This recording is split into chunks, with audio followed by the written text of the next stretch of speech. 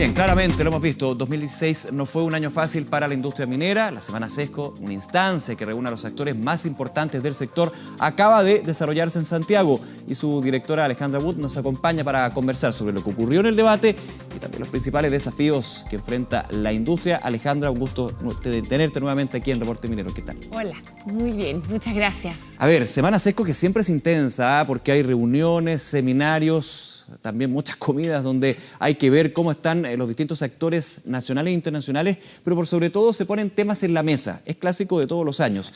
Y el 2016, lo decíamos en la introducción, fue un año difícil. Sí. Un año donde reducción de costos, ser más eficientes, reinventar la industria, son algunos de los temas que me imagino estuvieron en la semana, ¿no?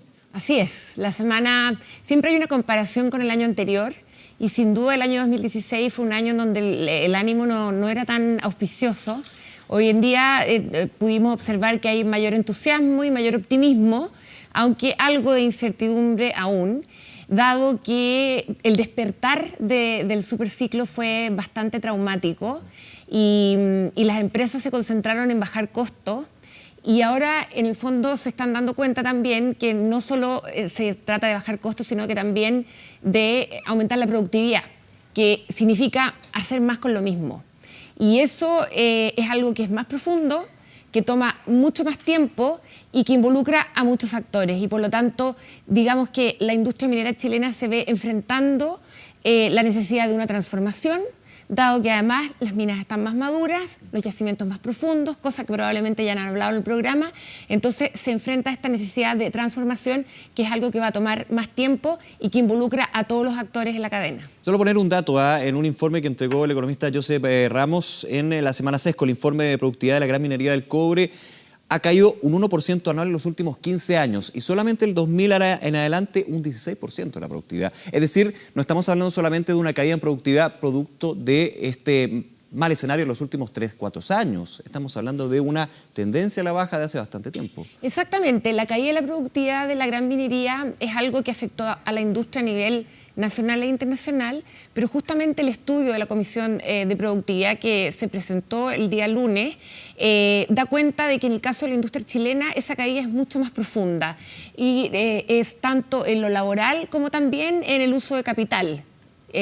Y en ese sentido salen también a la luz algunas recomendaciones de qué es lo que tendría que hacer la industria para poder volver a ser una industria de clase mundial y no perder su competitividad. ¿Qué recomendaciones se tomaron ahí en cuenta? Mira, hay varias recomendaciones que tienen que ver con la gestión de los activos, la gestión de los recursos humanos a nivel de sector y también a nivel de país y de regulación, de ámbito regulatorio.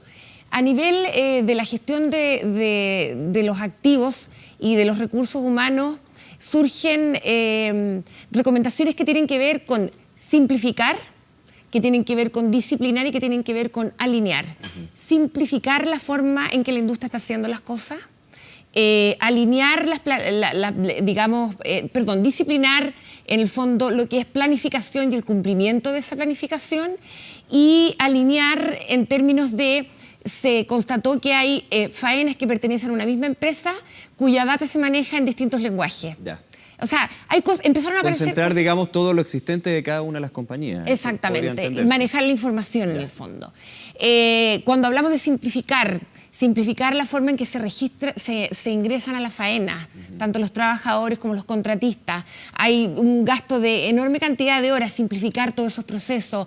En fin, hay un acuerdo bastante transversal respecto de qué es lo que hay que hacer. Luego, a nivel de sector, también mejorar la colaboración y también la coordinación. Me detengo un segundo ahí, Alejandra, un tema que estuvimos abordando la temporada pasada, de hecho, en Reporte Minero, la automatización.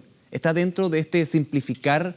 Porque hay muchos que dicen que puede ser también un arma de doble filo para la industria. Muchas de las labores que hace el trabajador minero nacional ser reemplazados por máquinas. ¿Se ha considerado eso y cuál es la mirada también de Sesco en este punto? Mira, yo te diría que en el debate en torno a la productividad no se habló de la automatización, pero sí se habló del capital humano. Ya. Y que necesitamos tener un mayor número de mantenedores y operadores, por una parte, que tienen que estar cada vez mejor capacitados para operar con equipos de tecnologías mucho más sofisticadas.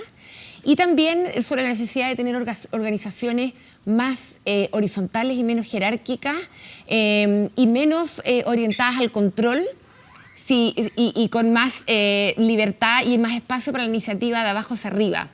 Ahora, la industria está completamente y plenamente consciente de que la revolución 4.0 va a llegar a cambiarla y por lo tanto eso es algo que va a comenzar a aparecer y efectivamente hay muchas cosas que se van a automatizar. Claro, lo relevante aquí es ver cómo se puede complementar el capital humano de la minería, Exacto. que es de experiencia impresionante, junto a esa tecnología que va incluyéndose, ¿no? Exacto, y también apareció, hubo algunas presentaciones de líderes de la industria que fuimos bendecidos por una geología increíble, pero al mismo tiempo es una suerte de maldición, porque tanta riqueza hizo que abandonáramos la mirada de largo plazo y en el fondo en la relación en las relaciones laborales también una visión de que la empresa pertenece a todo y que hay que cuidar ese mediano y largo plazo. Las relaciones se transformaron en relaciones más transaccionales y en ese sentido digamos el pelear por un bono de término de conflicto es una mirada de corto plazo y justamente toda esta transformación de la cual estamos hablando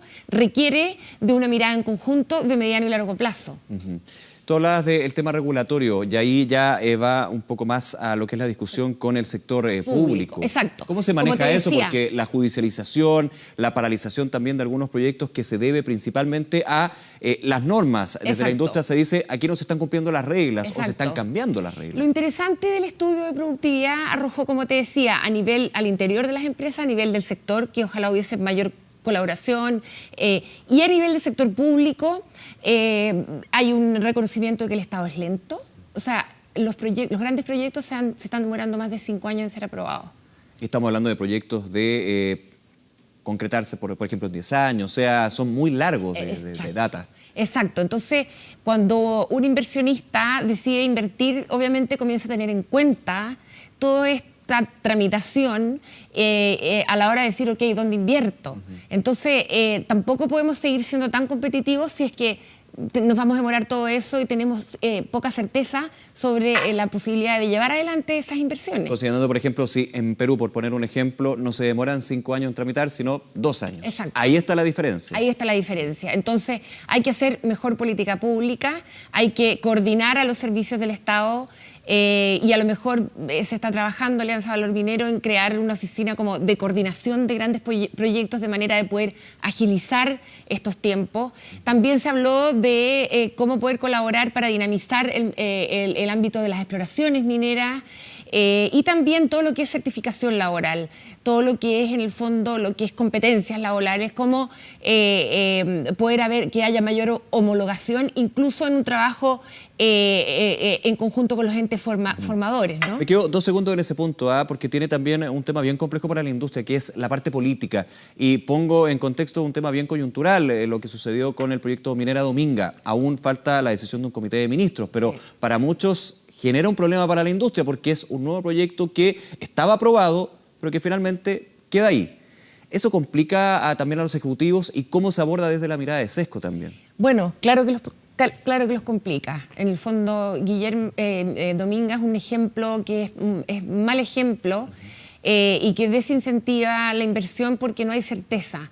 Y en el fondo, pareciera ser que hubiese sido deseable que si no se iba a aprobarse, los inversionistas hubiesen sabido antes. Claro. O sea, ¿por qué se llega? En una primera fase, digamos. En una primera fase, sobre todo cuando hay 1.200 o una cantidad exorbitante de observaciones. ¿Cómo no hay, en el fondo, un entendimiento previo de que el proyecto va a tener un resultado así? Sobre todo, son 3 años y son millones de dólares en inversión en realizar todos estos estudios. Entonces, hay algo que está fallando con el sistema, con el CIA. Tú hablabas de exploración, es un punto bien interesante también, lo hemos discutido en otros programas. Hay que incentivar la exploración, sí, poder encontrar nuevos yacimientos, poder resurgir algunos que ya estaban, uno pensaba, perdidos. Chile está a nivel mundial en el 4º lugar de exploración, sin embargo el presupuesto de exploración ha ido bajando. A ver, yo creo que es importante relevar que Latinoamérica sigue siendo el lugar más interesante para explorar en el mundo y que Chile sigue siendo el país que tiene una mayor inversión, concentra el 23% de la inversión en Latinoamérica. Y si bien el presupuesto o el gasto en exploración ha ido bajando, eso está muy acoplado al precio del cobre. No obstante, no sería deseable que así fuera, puesto que la mayor inversión se hace en exploración que se llama brownfield. En los mismos yacimientos exploran en sus distritos para poder seguir ampliando los niveles de producción. Cuando nosotros hablamos de dinamizar la exploración, sería deseable que hubiese exploración greenfield, es decir, buscar nuevos yacimientos, puesto que esto asegura mantener la competitividad en el mediano y largo plazo. Por encontrar yacimientos con mayor data de vida o duración. Nuevos yacimientos. Nuevos yacimientos. Exacto. Y ahí... Pero ahí te interrumpo. Entre greenfield y la otra posibilidad, ¿se da más que nada por un tema de costos? ¿Es más caro encontrar un nuevo yacimiento que poder explorar uno que ya existe? Es que yo te diría que en general los yacimientos y los grandes descubrimientos se sabía que estaban ahí, ¿ok? Ahora, las exploraciones son caras y son muy riesgosas. Se dice que por 100 perforaciones, quizás en una o sea, tienes la chance de encontrar algo. Imagínate. Entonces, es una inversión de altísimo riesgo. Y es por eso que es caro realizarla y requiere además de mucho tiempo. Pero también Chile sigue siendo, en términos de reserva, el país más atractivo del mundo. Entonces, no es que hayamos disminuido nuestro atractivo, seguimos siendo el país más privilegiado, el país que tiene mayores reservas y el país que realiza más inversión. Claro, en términos relativos estamos en el cuarto lugar, pero seguimos siendo un lugar muy atractivo. El punto es que tenemos que, dado este ambiente que pareciera ser menos favorable a la inversión, ¿cómo seguimos siendo atractivos para que en el mediano y largo plazo sigamos recibiendo mayor gasto en exploración? Otro punto interesante de la semana Sesco es que se reúnen los altos ejecutivos de las compañías mineras. Aquí tenemos la asociación que existe entre compañías chilenas o que están radicadas en Chile también con compañías internacionales, no solamente del ámbito de la exploración y de los recursos, sino también de, en muchos casos, proveedores. ¿Cuál es la mirada que se tiene de Chile? Ahí tú nos contabas que sigue siendo competitivo Chile, sí, pero evidentemente con el chaparrón que se vivió el año pasado y algo que se va a mantener, aunque el precio del cobre ha logrado estabilizarse hacia arriba, podríamos decir. ¿Cuál es la mirada que se tiene con respecto a esto en comparación a otras industrias de la región? Yo decía Perú, por ejemplo. Mira, tuvimos la oportunidad de escuchar alrededor de 6 líderes que representan a BHP, a Río Tinto, Antofagasta Minerals, Codelco, Collahuasi, o sea, las grandes empresas y los grandes productores a nivel mundial. Y nosotros pudimos observar que hay coincidencia en, número uno, la necesidad de introducir innovación. Y cuando digo innovación es de manera transversal, que tiene mucho que ver con lo que estábamos hablando antes. Gestión de los activos, en gestión del capital humano, etc. Por otra parte, la necesidad de la colaboración público-privada. Es decir, si vamos a transformar este sector, no lo podemos hacer solo las empresas. Tenemos que aprender a colaborar entre las empresas. Por ejemplo, si es que va a haber un proyecto, compartir la infraestructura, es decir, cómo colaboramos entre las empresas del sector. En ese punto una ventaja que exista Codelco, me imagino. Sí. Que es la gran cara, digamos, del sector público en la minería nacional y, por ejemplo, vimos los últimos resultados del año pasado que logró revertirlos gracias al proceso de reducción de costos nuevamente y innovación y desarrollo de procesos. Sí, ahora, yo creo que en el caso de Codelco también influyó que el precio comenzó a subir. Claro. Como te digo, el desafío del sector minero en Chile no se cambia en un año. O sea, los mejores resultados de todos tienen que ver con que el precio ha comenzado a repuntar y lo importante es ver si el liderazgo aprendió de esta lección y realmente va a ser capaz de sostener estos esfuerzos por disminuir costos y aumentar la productividad cuando el precio suba. Se ve una iniciativa, nos quedan algunos minutos, Alejandra, del Estado para poder involucrar todos estos elementos en esta relación público-privada. Bueno, yo creo que está por verse. Justamente el estudio de productividad de la gran minería tiene por objeto entregar información al Ejecutivo para que éste haga recomendaciones que tienen que ver con el Estado en términos de política pública y, por supuesto, le entregaron feedback a lo que tiene que ver con el sector privado. Pero respecto de política pública está por verse, se va a entregar en julio estas recomendaciones y este es un gobierno que sale. No se va a comenzar no van a alcanzar a recomendar nueva legislación, pero creo que es interesante ver lo que va a haber ahí. Pero sin duda tiene que haber nueva política pública para el sector para ayudar en esta transformación. Alejandra Wood, muchísimas gracias por acompañarnos nuevamente aquí en Reporte Minero y comentarnos las conclusiones, los temas que se están hablando en la industria a través de una organización tan importante como es Sesco. Muchísimas gracias. Gracias a usted. Que esté muy bien. Vamos a seguir, por supuesto, con más Reporte Minero, pero hacemos una pausa, no se vaya, ya estamos de vuelta.